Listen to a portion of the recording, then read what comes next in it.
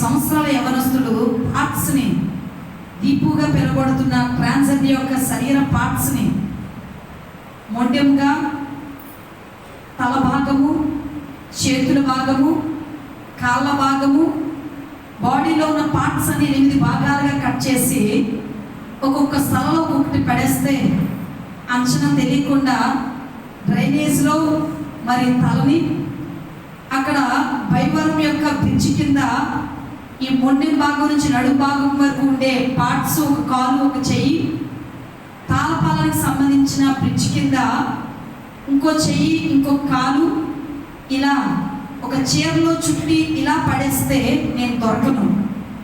ఒక వ్యక్తి తన పాపాన్ని కప్పుపుచ్చుకోవడానికి ఎన్ని రకాలైన ఆలోచన చేస్తున్నాడో, ఎన్ని రకాలైన మరి ఆలోచించి తను తీసుకున్న డెసిషన్ ఏంటంటే, నేను పట్టబడకుండా ఉండాలి అంటే, నా శరీరాన్ని కాపాడుకోవాలంటే, నాకు శిక్ష పడకుండా నన్ను నేను సంరక్షించుకోవాలి అంటే నేను ఒక మంచి ఆలోచన చేయాలి.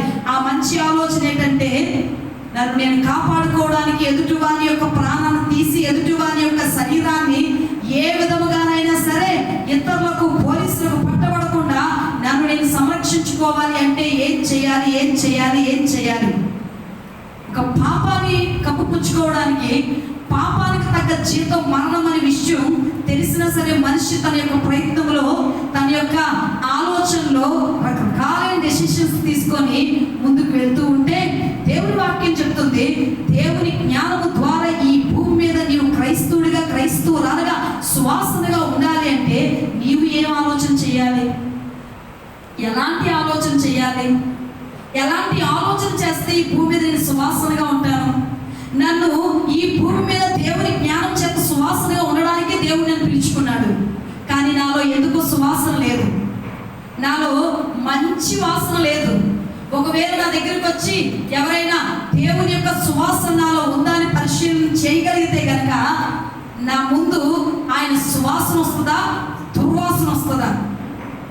చాలామంది 3-4 రోజులైనా సరే మోషన్ రాదు, డైజెషన్ అవ్వదు, బాడీలో మరి శరీరంలో అరుగుదల అవ్వాల్సిన వాటిలో శరీరం యొక్క మరి ఆ పార్ట్స్ అన్నీ కూడా కరెక్ట్గా పనిచేయకపోతే 3-4 రోజులు అయ్యాక మోషన్ రాకపోవడం బట్టి దుర్వాసన వస్తుంది. బాత్రూమ్కి వెళ్తే ఆ వాసనే మనం ఏం చేయలేం, కంపు అంటాం, కంపుగా భావిస్తాం, చాలా కంపు వస్తుందని అంటాం. ఈ కేవలం 3-4 రోజులు అరగలేని ఈ శరీరంలో మనం తినే ఆహారమే అరుగుదల లేకపోతే అంత కంపు కొడితే, జీవితంనే సువాసనగా మార్చాలనుకున్న దేవుడు మన వైపు చూసినప్పుడు, మన ప్రవర్తన సరిగా లేనప్పుడు ఆయన దృష్టికి ఇంకెంత కంపు కలిగిన వారంగా కనబడతామో. సువాసనగా ఉండడానికి భూమి మీదకి దేవుడు మనం పిలిస్తే సువాసన ఎక్కడ ఉంది? దుర్వాసన వస్తుంది మనలో నుంచి. దానికి కారణం ఏంటంటే జీవితంలో సరైన నిర్ణయాలు తీసుకోకపోవడం. ఒక తప్పు చేసేవాడు, పాపము చేసేవాడు అన్ని రకాలుగా తను తప్పించుకోవడానికి ఆలోచన చేస్తూ ఉంటే, తప్పు నుంచి విడిపించి ఈ భూమి మీద ధన్యులుగా చేయడానికి, సువాసనగా మార్చడానికి, మన ఎదురుగా వచ్చిన దేవుని కోసం మనం సువాసనగా మార్చుకోవడానికి మనం ఎటువంటి నిర్ణయాలు తీసుకోవాలి?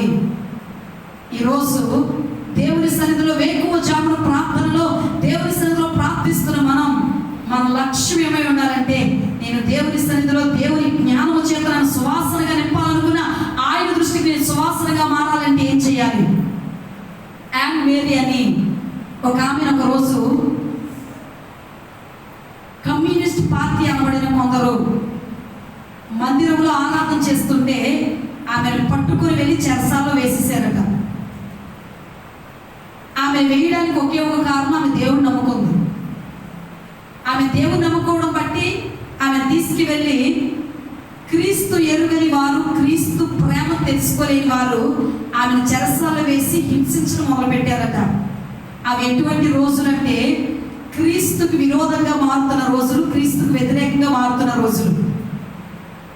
అయితే ఆమెను బంధించి అక్కడున్న గాడ్ రోజుకి వచ్చి ఆమెను ఒకలాంటి కొరడాతో కొట్టి చీల్చి లాగేవాడట.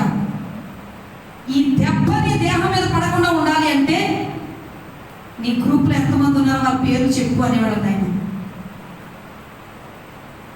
యాన్ మేరీ అనబడుతున్న ఆమె నాకు తెలీదు అనేదట, నాకు తెలియదు అనేదట. నీ శరీరాన్ని మళ్ళీ చీల్చేస్తాను చెప్పి మళ్ళీ కొరలో పెట్టి మళ్ళీ లాగేవారట. మొత్త మాంసం మొత్తం వచ్చేసేదట. అలా అనేవారట, నొప్పి రావట్లేదా నీకు, నొప్పి కలగట్లేదా నీకు? బ్రతుకు మూలంగా కానీ చావు మూలంగా కానీ నా దేవునికి నేను మహిమకరంగా ఉండడానికి ఇష్టపడతాను. చీకటిలో నుంచి వెలుగులోనికి నన్ను తీసుకొచ్చిన నా దేవుని యొక్క తేజస్సు మీరు ఎరుగుకపోవడం బట్టి నా నొప్పిలో మీరు ఆనందిస్తున్నారు. నా నొప్పిలో నా దేవుడు నా యందు ఆనందిస్తున్నానని నమ్ముతున్నాను. నొప్పి కలుగుతున్నప్పుడు కూడా దేవుని యందు ఆనందించేంత భక్తి పనులు ఉన్నామా మనం? పేర్లు చెబితే ఆమెను వదిలేస్తానంటున్నారు. ఆమె పేర్లు చెప్పడానికి ఇష్టపడట్లేదు. అలా 15 రోజులు ఆమె శరీరాన్ని ముక్కలుగా చీల్చేశారట.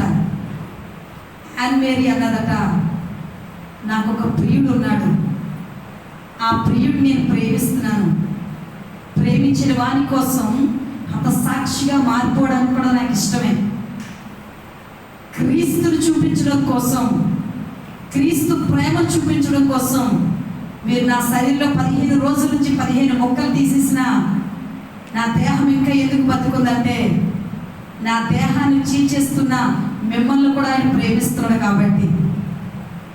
ఈ నా నొప్పిలో కూడా నేను ఆనందిస్తున్నానంటే ఆ ఆనందంలో నా దేవుని యొక్క ప్రేమ నేను అనుభవిస్తున్నాను. మీరు అనుకుంటున్నారు ఈ 15 ముక్కలు తీసేసిన తర్వాత యాన్ మేరీ ఆ క్రైస్తవ యొక్క గుంపు యొక్క మరి ఆ లిస్టులో ఉన్న పేర్లు చెప్తుందని మీరు అనుకుంటున్నారేమో. సార్, నేను మీరు తీసేసిన ముక్కల్లో ఆ ముక్కలు మీరు లెక్క పెట్టి పక్కకు పెట్టి వాటిలో నా నొప్పి పెయిన్ మీరు చూస్తుంటే ప్రతి రాత్రి ఒక మరి చల్లటి ఒక క్లాత్ తెచ్చి ఒక వ్యక్తి నా దేహాన్ని ఒత్తుతూ ఉంటే నాకు నొప్పి గాయం ఎక్కడి నుంచి కలుగుతుంది? నా గాయాన్ని మాన్పే నా స్నేహితుడు, నా లవరు, నా ప్రేమికుడు నా పక్క నుండి నా గాయాలు ఒత్తుతుంటే నాకు నొప్పి కాదు, నాకు శక్తి వస్తుంది. మీరు నా శరీరం లాగేస్తుంటే నాకు శక్తి వస్తుంది. నేను శక్తితో నింపబడుతున్నాను, నాకు నొప్పి రావడం లేదు.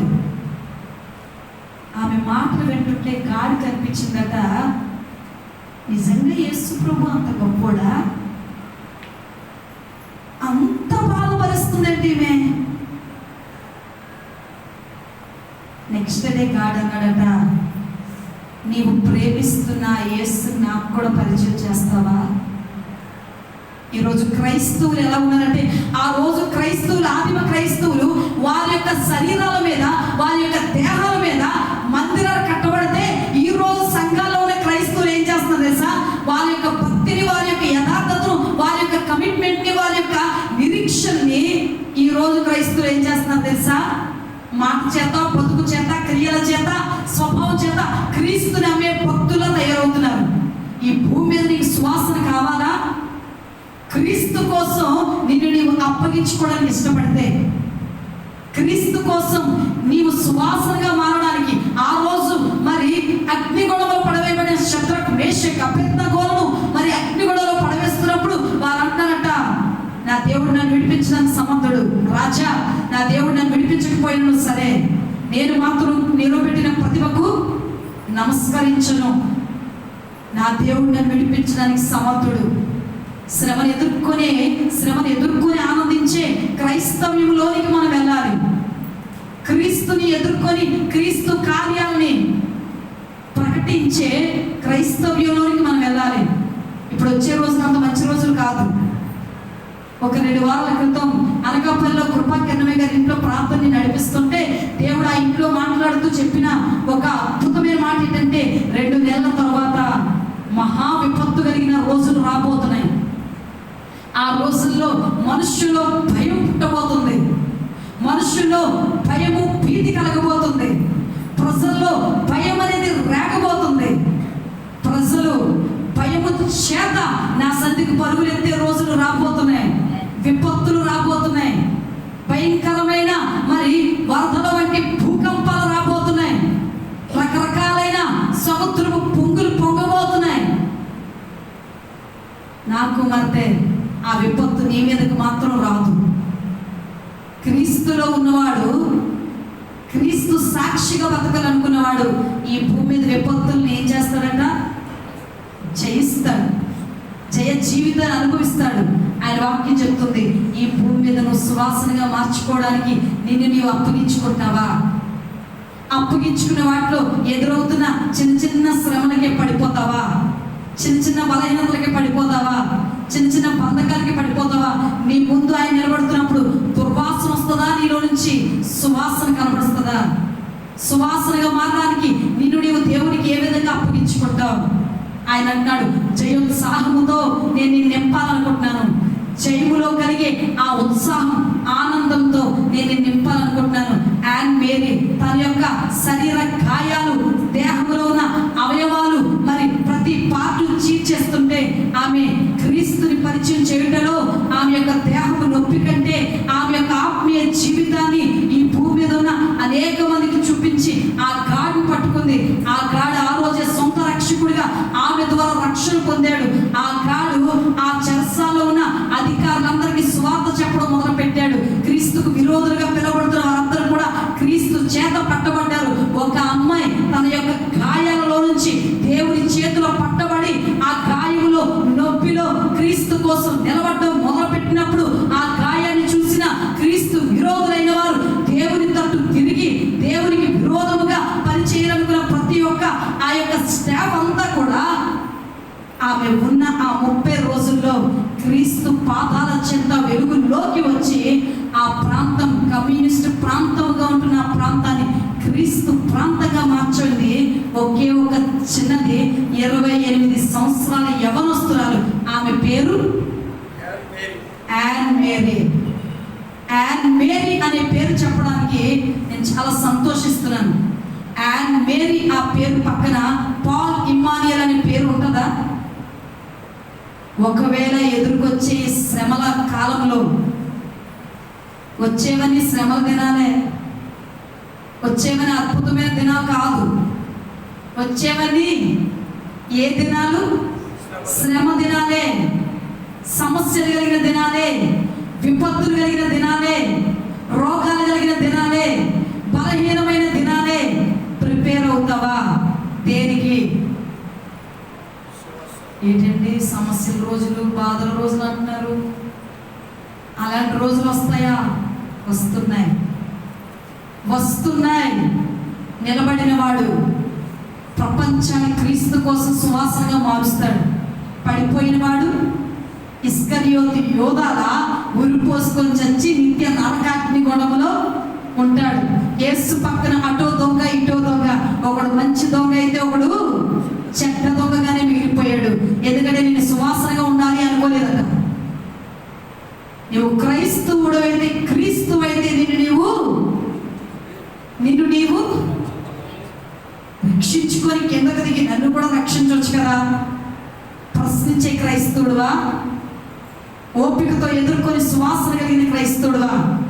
మరో వ్యక్తి అంటున్నాడు, ఇది మనకు తగినదే. ఆయన ఏ పాపము లేనివాడు, ఆయన ఏ పాపము లేదు, ఆయన పాపము లేనివాడు. అయ్యా నన్ను ఒక్కసారి జ్ఞాపకం చేసుకోవా? ఈ ఉదయకాల సమయంలో దేవుని సన్నిధిలో నువ్వు ప్రిపేర్ అవ్వాలి. దేవుని జ్ఞానం చేత ఈ భూమి మీద అనేకులకు సువాసనగా నేను ఉండాలి అనే కోరిక నీలో కలిగితే ఎదురొచ్చిన ప్రతి విపత్తుల్లో కూడా నేను నిలబడతానయ్యనే కమిట్మెంట్ ఖచ్చితంగా యాన్ మేరీ ఒకటే. కానీ అక్కడున్న స్టాఫ్, అక్కడున్న సైనికులు, అక్కడున్న మరి భయంకరమైన ఎవరండి పొరపాట్లు చేయబడి వచ్చిన 38,500 మందిని ఒక స్త్రీ యొక్క శ్రమలో ఓపికతో నిలబడి ఆ ప్రాంగణంలో వారందరినీ క్రీస్తు కోసం సంపాదించింది.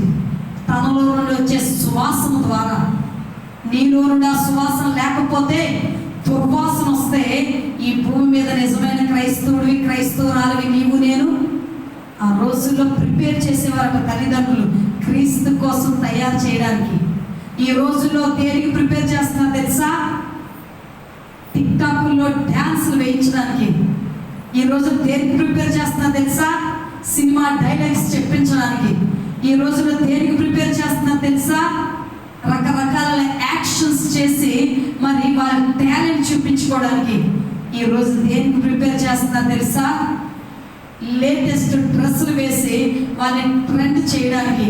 ఈరోజు దేనికి ప్రిపేర్ చేస్తున్నారు తెలుసా? వాళ్ళ కూతురు కంటే నా కూతురు అందంగా కనబడాలి, వాళ్ళ కొడుకు కంటే నా కొడుకు అందంగా కనబడాలి. ఇది కాదు నువ్వు ప్రిపేర్ చేయాల్సింది. క్రీస్తు కోసం సువాసనగా నీ పిల్లల్ని నీవు ప్రిపేర్ అయితే నీ పిల్లలు ప్రిపేర్ అవుతారు. వచ్చే రోజులని చెడ్డ రోజులు ఖచ్చితంగా ప్రిపేర్ అవ్వాలి. ఒరిగిపోయి విసిగిపోయి అలసిపోయి మరి సోమరుల వలె మరి నీ బ్రతుకులు ఉండగా ఈ భూమి మీద ఎదురొస్తున్న ప్రతి వాటిని ఎదుర్కొని దేవుని జ్ఞానం చేత ఈ భూమి మీద సువాసన కలిగిన వారముగా మనం ఏం చేయాలి? దానికి ప్రార్థన చాలా అవసరం, దానికి యథార్థత చాలా అవసరం, దానికి మన బ్రతుకులో దేవునికి ఇష్టం లేని వాటిని తీసేసుకోవడం చాలా అవసరం. ప్రిపేర్ అవుతాం, మోకరిద్దాం.